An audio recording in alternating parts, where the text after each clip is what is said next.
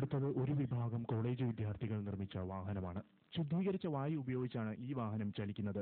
ഇന്ധനക്ഷാമം നേരിടുന്ന ഈ കാലഘട്ടത്തിൽ ഇത്തരമൊരു വാഹനം വരുന്നത് ഒരു പരിധിവരെ ആശ്വാസമാകും. ഞങ്ങൾ കോളേജ് ഓഫ് എഞ്ചിനീയർ അടൂരിലെ സ്റ്റുഡൻസ് ആണ്. ഞങ്ങൾ ഫൈനൽ ഇയർ സിലബസിൻ്റെ ഭാഗമായിട്ടുള്ള പ്രോജക്റ്റാണ് ഞങ്ങളിപ്പോൾ ചെയ്തിരിക്കുന്നത്. ഞങ്ങളുടെ പ്രോജക്റ്റ് ന്യൂമാറ്റിക് പ്രൊപ്പലിംഗ് വെഹിക്കിൾ, അതായത് കംപ്രസ്ഡ് എയർ കൊണ്ട് പ്രൊപ്പൽ ചെയ്യുന്ന ഒരു തരം വെഹിക്കിളാണ് ഞങ്ങളുടെ പ്രോജക്റ്റായിട്ട് ചെയ്തത്. പിന്നെ എന്തുകൊണ്ട് ചെയ്തു എന്ന് ചോദിച്ചാൽ, ഞങ്ങൾക്ക് നല്ലൊരു പ്രോജക്റ്റ് ചെയ്യണം എന്ന് നേരത്തെ ആഗ്രഹം ഉണ്ടായിരുന്നു. നല്ലൊരു വർക്കിംഗ് മോഡൽ വ്യത്യസ്തമായ രീതിയിൽ ഞങ്ങൾ ആദ്യമേ പല പ്രോജക്റ്റുകളും ചിന്തിച്ച് അവസാനം ഇപ്പോഴത്തെ കാലത്ത് പ്രസക്തമായ ഒരു പ്രോജക്റ്റ് എന്ന രീതിയിലാണ് ഞങ്ങളിത് തിരഞ്ഞെടുത്തിരിക്കുന്നത്.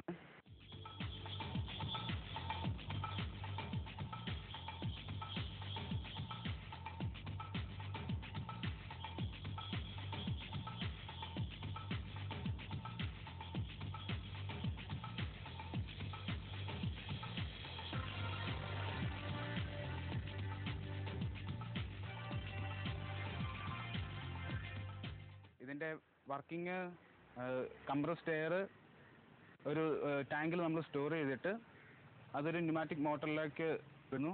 അതിൻ്റെ പ്രൊപ്പലിംഗ് നമ്മൾ ചെയിൻ ആൻഡ് സ്പ്രോക്കറ്റ് അതുപോലെ വോം ആൻഡ് റോളറും വഴി വെയിലേക്ക് കൊടുത്ത് പ്രൊപ്പൽ ചെയ്യുകയാണ് ചെയ്യുന്നത്. ഇപ്പോഴത്തെ കാലത്ത് പ്രത്യേകിച്ചും പെട്രോളിൻ്റെ ഡീസലിൻ്റെ വില, അതിൻ്റെ ലഭ്യത ഇനി വരുന്നവർക്ക് കുറയും. അതൊക്കെ കൊണ്ടാണ് ഇപ്പോൾ air is A renewable resource.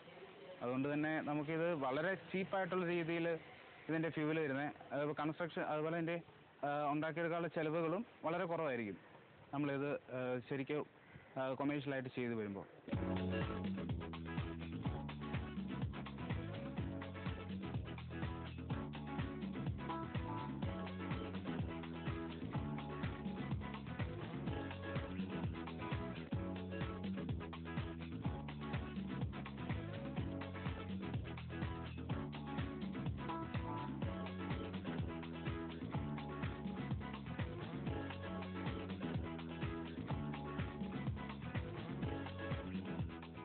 ജോലികൾ ഞങ്ങൾ ഈ സെമസ്റ്ററിൻ്റെ തുടക്കം മുതൽ ഞങ്ങൾ ഇതിൻ്റെ ഡീറ്റെയിൽസ് കളക്ട് ചെയ്ത് തുടങ്ങിയതാണ്. ഞങ്ങൾക്ക് ഇതിൻ്റെ വർക്ക് ചെയ്യാൻ കിട്ടിയത് ഈ ഒരു മാസമാണ്. ഈ ഒരു മാസം പൂർണ്ണമായിട്ട് തന്നെ ഞങ്ങളിത് വിനിയോഗിച്ചിട്ടുണ്ട്. ഞങ്ങൾക്ക് ഇതിൻ്റെ കൺസെപ്റ്റ് ഇങ്ങനെ ഞങ്ങൾ ആലോചിച്ചാണ് ഇതിൻ്റെ ഒരു എയർ പവർ കാർ എന്നുള്ള ഇത് കിട്ടിയത്. പിന്നെ ഞങ്ങൾ അന്വേഷിച്ചപ്പോൾ നെറ്റിൽ കൂടുതൽ തപ്പിയാണ് ഇതിൻ്റെ കൂടുതലായിട്ടുള്ള ഡീറ്റെയിൽസ് ഞങ്ങൾക്ക് ലഭിച്ചത്.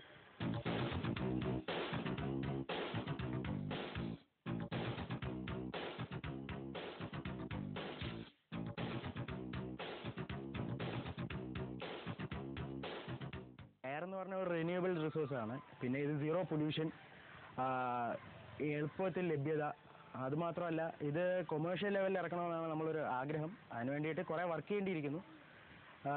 ഇത് എത്രയും മാക്സിമം വിനിയോഗിക്കുക. കാരണം പെട്രോളും ഡീസലും എന്നൊക്കെ പറഞ്ഞാൽ നോൺ റിന്യൂവബിൾ ആണ്. നമുക്ക് പിന്നെ അത് വീണ്ടും ഉപയോഗിക്കാൻ പറ്റാവുന്നതല്ല. അതുകൊണ്ട് തന്നെയാണ് നമ്മൾ ഇങ്ങനത്തെ ഒരു കൺസെപ്റ്റിനോടും ഈ ഒരു പ്രോജക്റ്റിലേക്കും നമ്മൾ ശ്രദ്ധ തിരിച്ച് വിട്ടത്. ഇതിൻ്റെ മെയിൻ പാർട്സ് എന്ന് പറഞ്ഞാൽ ഒരു കംപ്രസ്ഡ് എയർ സ്റ്റോർ ചെയ്യുന്ന ഒരു ചേംബർ ഉണ്ട്.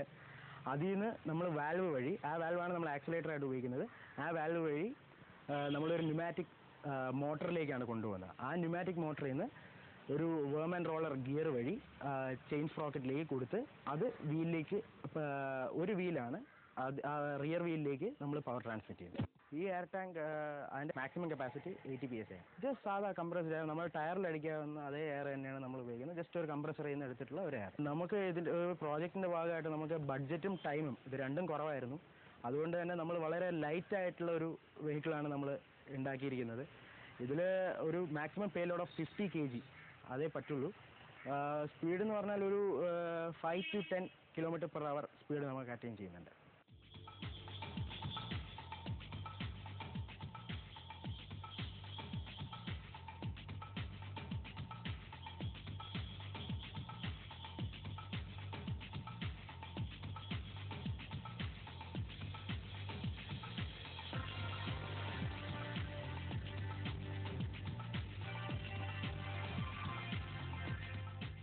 ആ പ്രഷർ ഗേജ് എന്ന് പറഞ്ഞാൽ അതാണ് നമ്മൾ ടാങ്കിൽ പ്രഷറിൻ്റെ ഇൻഡിക്കേഷൻ കാണിക്കുന്നത്. ആ ഗേജ് ആണ് നമ്മൾ മാക്സിമം എയർ അടിച്ച് ആ 80 വരെ എത്തിയിരിക്കുന്നു. പിന്നെ ആക്സിലേറ്റർ കൊടുക്കുന്നതനുസരിച്ച് അത് കുറയുന്നു. ഒരു മിനിമം ഒരു 10നും 5ക്കും ഇടയിലാകുമ്പോഴത്തേക്കും നമ്മൾ മോട്ടറിൻ്റെ സ്പീഡ് നല്ലപോലെ കുറയുന്നുണ്ട്. തീർച്ചയായും നമുക്കതിൽ നല്ല വിശ്വാസമാണുള്ളത്. കാരണം എന്ന് പറഞ്ഞാൽ ഇപ്പോൾ തന്നെ ഇതിനെക്കുറിച്ച് പല സ്ഥലത്തും റിസർച്ചും പല ആൾക്കാരും ഇപ്പോഴാണ് ഇതിനെക്കുറിച്ച് ഒന്ന് അറിഞ്ഞു വരുന്നത് തന്നെ. നമുക്ക് നല്ലൊരു പ്രോജക്റ്റ് ചെയ്യണം എന്നുള്ളൊരു ആഗ്രഹത്തിലാണ് ചെയ്തതെങ്കിലും ഇപ്പോൾ ഇതിനോട് വളരെയധികം താല്പര്യം തോന്നുന്നുണ്ട്. ഇതിന് ഫർദറായിട്ട് ഇതിൽ വർക്ക് ചെയ്യണമെന്ന് നല്ല ആഗ്രഹം. അതായത് ഞങ്ങൾ ഓരോ പാർട്സും ആദ്യമേ ഡിസൈൻ ചെയ്ത് അതിന് പറ്റിയ പാർട്സുകൾ ഞങ്ങൾ കടയിൽ നിന്ന് നേരിട്ട് മേടിക്കുക, എന്നിട്ട് ഫാബ്രിക്കേറ്റ് ചെയ്യുകയായിരുന്നു ചെയ്തത്. അത് ഇഞ്ചക്കലൊരു ലെയ്ത്തിലായിരുന്നു ഞങ്ങൾ ചെയ്തിരുന്നത്. അതിൻ്റെ എല്ലാം സ്റ്റിയറിംഗ് വളരെ സിമ്പിളായിട്ടൊരു സ്റ്റിയറിംഗ് ആണ്. റോഡുകൾ കൊടുത്ത് വെറുതെ ഒരു സ്റ്റിയറിംഗ് വളരെ സിമ്പിളായിട്ടുള്ള രീതിയിലാണ് ഞങ്ങൾ ചെയ്തിരിക്കുന്നത്.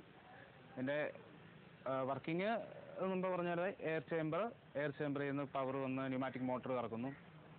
മോട്ടറിൽ നിന്ന് വാം ആൻഡ് റോളറിലോട്ട് അതിൻ്റെ പ്രൊപ്പലിംഗ് കിട്ടുന്നു. റോളറിൽ നിന്ന് ചെയിൻ ആൻഡ് സ്പ്രോക്കറ്റ് വഴി റിയർ വീലിലോട്ട് പവർ കൊടുത്ത് റിയർ വീല് ഇത് പ്രൊപ്പൽ ചെയ്യിക്കുന്നു. മെക്കാനിക്കൽ എഞ്ചിനീയറിംഗ് എന്ന് പറയുമ്പോൾ അതിനകത്ത് എല്ലാം ഉൾപ്പെടും. ഈ ഫ്ലൂയിഡ് എന്ന് പറയുമ്പോൾ എയർ എല്ലാം ഇതിൻ്റെ മെക്കാനിക്കൽ എഞ്ചിനീയറിംഗിൻ്റെ ഭാഗമാണ്.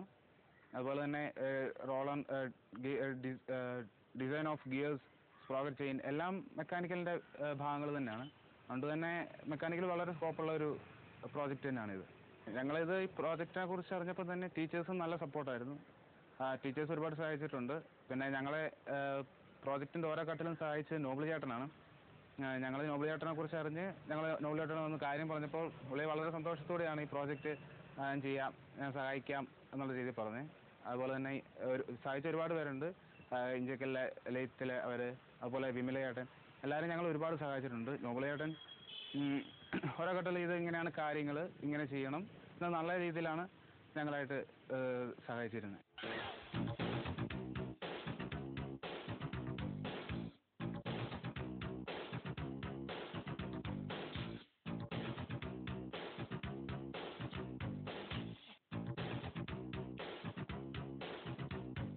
ഈ വാഹനം നിർമ്മിക്കുന്നതിന് വിദ്യാർത്ഥികൾക്ക് വഴികാട്ടിയായത് തിരുവനന്തപുരം സ്വദേശിയായ നോബിളാണ്. നോബിൾ ഇതിനോടകം തന്നെ നിരവധി കണ്ടുപിടുത്തങ്ങൾ നടത്തിയിട്ടുണ്ട്.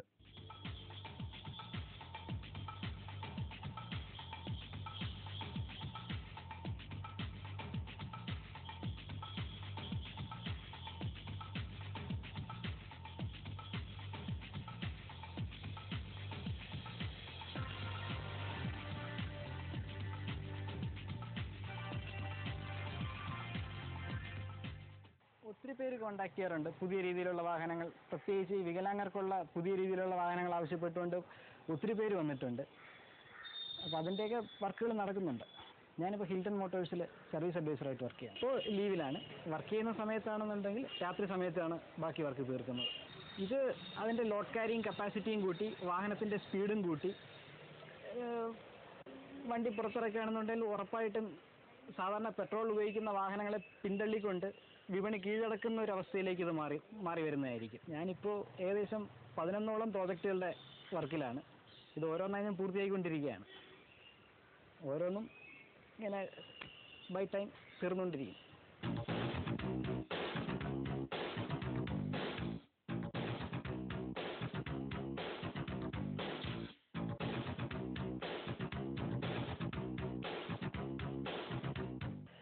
ഇതാണ് നമ്മളെ ന്യൂമാറ്റിക് പ്രൊപ്പല്ലിംഗ് വെഹിക്കിൾ.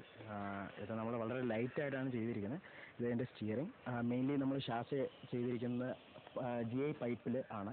പിന്നെ ആംഗ്ലറും റോഡൊക്കെ ഉപയോഗിച്ച് വളരെ ലൈറ്റായിട്ടാണ് ചെയ്തിരിക്കുന്നത്. ഇതാണ് നമ്മൾ എയർ സ്റ്റോറിംഗ് ടാങ്ക്.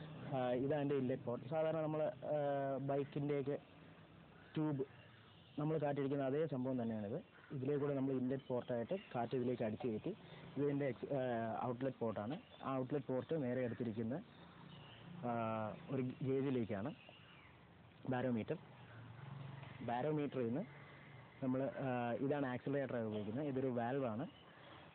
ഈ വാൽവിൽ നിന്ന് വാൽവ് ഓപ്പണിംഗ് അനുസരിച്ച് നമ്മൾ നേരെ ഇവിടെ ന്യൂമാറ്റിക് മോട്ടറിലേക്ക് എയർ കൊണ്ടുവരുന്നു.